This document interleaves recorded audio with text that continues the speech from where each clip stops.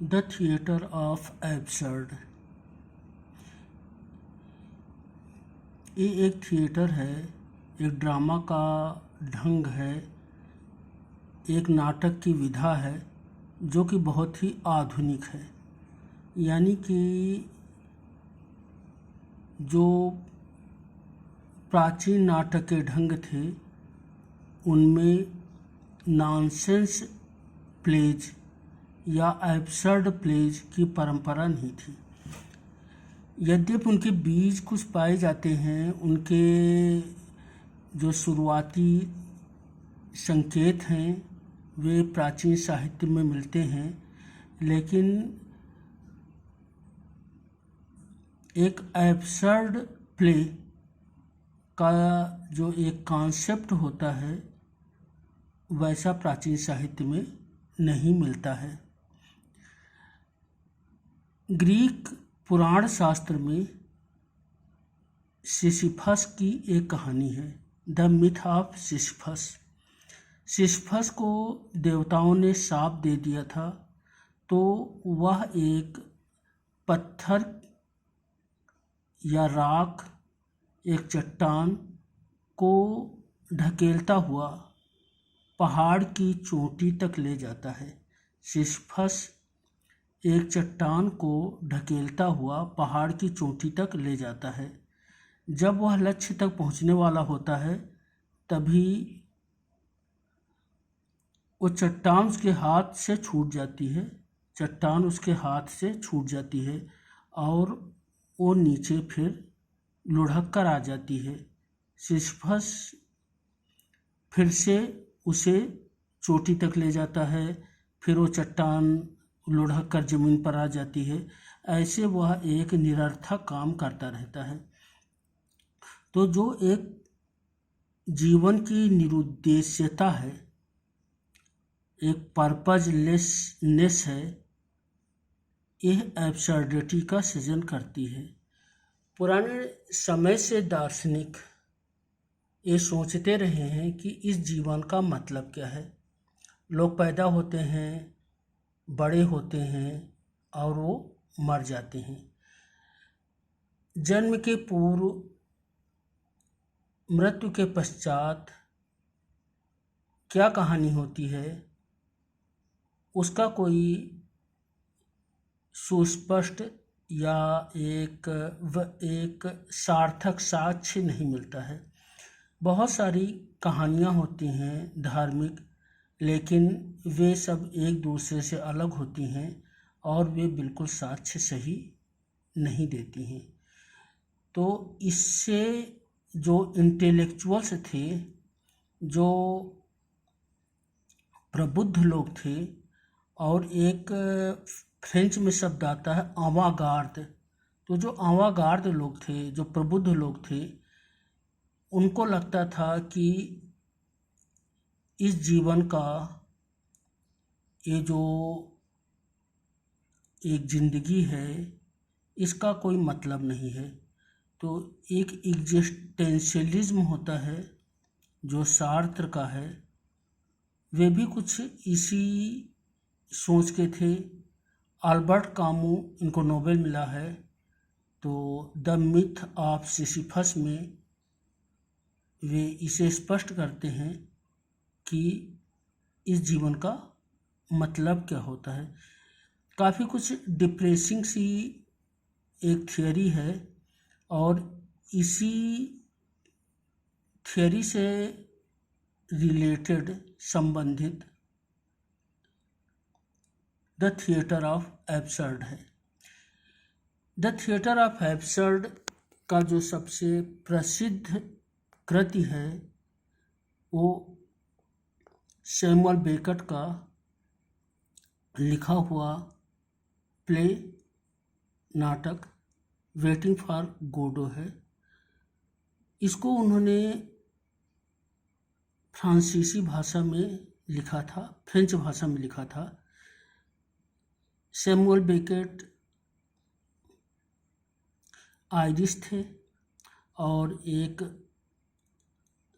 बहुत ही प्रसिद्ध आयरिश साहित्यकार जो कि स्ट्रीम ऑफ कॉन्शसनेस से संबंधित हैं, उनके वे प्राइवेट सेक्रेटरी भी रहे थे और पेरिस में आकर के बस गए थे। तो जो बेकेट साहब थे, सैमुअल बेकेट, उन्होंने जो अपना ये कालजयी रचना लिखी है वेटिंग फॉर गोडो, इसे ओरिजिनल उन्होंने फ्रेंच में लिखा था। यानी वेटिंग फॉर गोडो ये अंग्रेजी अनुवाद है और ये जो मूलतः लिखी गई थी सैमुअल बेकेट के द्वारा, वो फ्रेंच में थी। द थिएटर ऑफ एब्सर्ड में और बहुत सारे प्रसिद्ध साहित्यकार जुड़े हैं, लेकिन एक और महत्वपूर्ण तथ्य है कि ये जो थिएटर ऑफ द एब्सर्ड, ये जो शब्द है, ये जो टर्म है, इसको मार्टिन एसलिन ने दिया था 1961 में। यानी Martin Esslin coined the phrase theatre of the absurd in 1961। जो कुछ साहित्यकार इससे जुड़े हुए हैं उनमें बेकेट तो हैं ही, और जो फ्रेंच में उन्होंने वेटिंग फॉर गोडो का जो अनुवाद लिखा था, मूल रूप से लिखा था, वो था एन अटेंडेंट गोडो, और अंग्रेजी अनुवाद वेटिंग फॉर गोडो है। दूसरे बर्थडे पार्टी एक हैरोल्ड पिंटर साहब ने लिखा है, इनको भी नोबेल मिला है। ये ब्रिटिश राइटर हैं और ये भी एब्सर्डिज्म की ओर जाते हैं। Who is absurd of Virginia Woolf, ये एक अमेरिकन राइटर हैं, एडवर्ड एल्बी, और ये भी एब्सर्ड थिएटर की कृति है। ऐसे जीन जेनेट हैं और कई लोग हैं जो कि एब्सर्ड थिएटर से संबंधित हैं। Rosencrantz and Guildenstern is dead, Rosencrantz and Guildenstern is dead, ये टॉम स्टॉपार्ड का है, ये भी एब्सर्ड थिएटर का है। इसके लक्षण क्या होते हैं, तो ये बहुत ध्यान से समझिए। पहला फीचर है कि कोई कन्वेंशनल फॉर्म नहीं होता है। यानी अरिस्टोटल ने कहा था कि प्लॉट होता है, एक्शन होता है, कुछ नहीं होता है। कोई कन्वेंशनल फॉर्म नहीं, कोई परंपरागत फॉर्म नहीं, कोई प्लॉट नहीं, कोई एक्शन नहीं। इसमें ह्यूमर होता है, लेकिन ब्लैक ह्यूमर होता है। यानी वो ह्यूमर हंसी ये पैदा भी करता है तो अवसाद वाली करता है। नॉनसेंस एक्शंस होते हैं, नॉनसेंस स्पीचेज होती हैं, यानी जो इसमें तमाम वाक्य होते हैं, तमाम आवाज़ें होती हैं जिनका कोई मतलब नहीं होता है, nonsense actions. Feeling of anxiety होती है और एलियनेशन या स्ट्रेंजमेंट की फीलिंग होती है।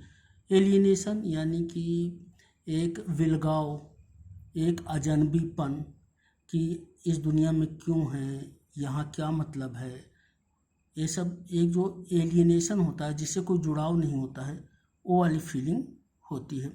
और सबसे बड़ी बात है पर्पसलेसनेस ऑफ लाइफ है।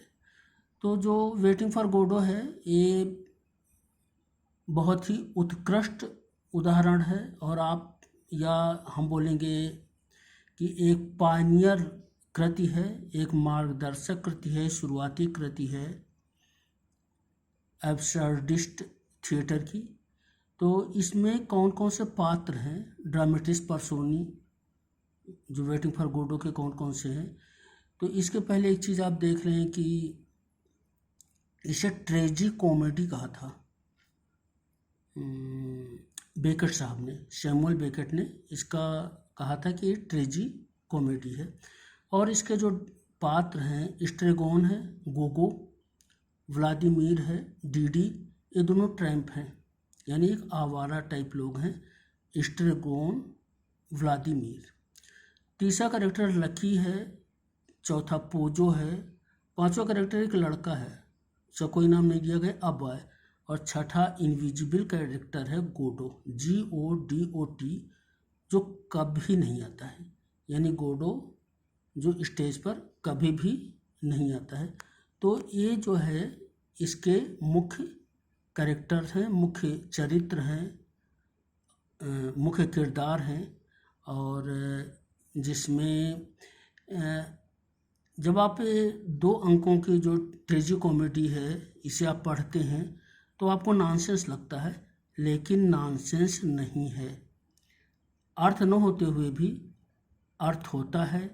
और एक जैसे गोडो ही है, तो गोडो बड़ा मिस्टिक कैरेक्टर है, वो गॉड नहीं है, यद्यपि उसमें गॉड आता है और काफ़ी कुछ वो जो भूमिका निभाता है वो एक ईश्वर जैसा निभाता है, गॉड जैसा निभाता है, लेकिन गोडो स्पष्ट रूप से नहीं कहा गया है कि गोडो गॉड है। इसी तरह उसे आप कुछ भी मान सकते हैं, उसे आप कोई भी मिरेकल मान सकते हैं, कोई भी आपकी जो इच्छित वस्तु है, अभीप्सित वस्तु है वो भी मान सकते हैं, कोई मिस्टिफाइंग ऑब्जेक्ट मान सकते हैं, गोडो को कुछ भी मान सकते हैं। और इसमें एक लाइन बार बार रिपीट की जाती है, बार बार दोहराई जाती है, और वो जो दोहराने वाली लाइन है वो थिएटर ऑफ एब्सर्ड का या एब्सर्डिज्म का बहुत ही अच्छे ढंग से डिफाइन करता है, परिभाषित करता है। Nothing happens, nobody comes, nobody goes, it's awful. Waiting for Godot में है कि कुछ भी नहीं घटित होता है, कोई नहीं आता है, कोई नहीं जाता है, ये बड़ा ही भयानक है। Nothing happens, nobody comes, nobody goes, it's awful. तो ये बड़ा ही एक विश्व साहित्य की महत्वपूर्ण कृति है। और यद्यपि ये एब्सर्ड है, यद्यपि इसमें स्पष्ट प्लॉट नहीं है, इसमें स्पष्ट एक्शन भी नहीं है, लेकिन इसको नोबेल पुरस्कार दिया गया और विश्व साहित्य में इसने एक नई विधा को आगे बढ़ाया। Thank you, good night.